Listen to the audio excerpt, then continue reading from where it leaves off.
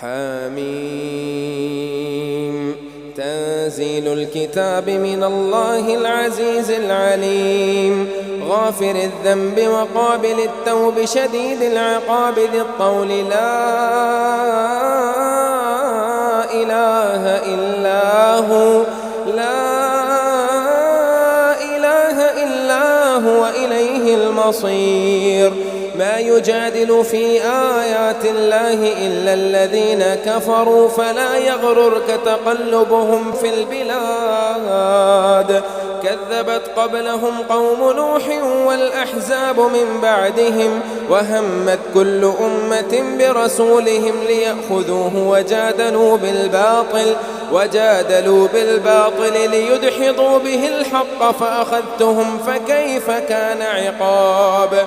وكذلك حقت كلمة ربك على الذين كفروا أنهم أصحاب النار.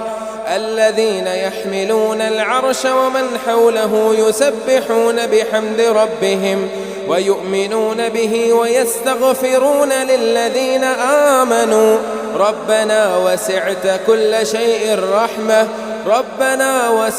كل شيء رحمة وعلما فاغفر للذين تابوا واتبعوا سبيلك وقهم عذاب الجحيم.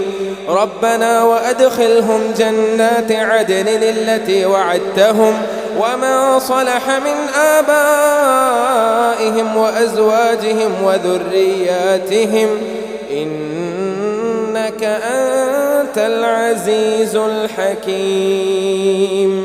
وقهم السيئات ومن تق السيئات يومئذ فقد رحمته وذلك هو الفوز العظيم.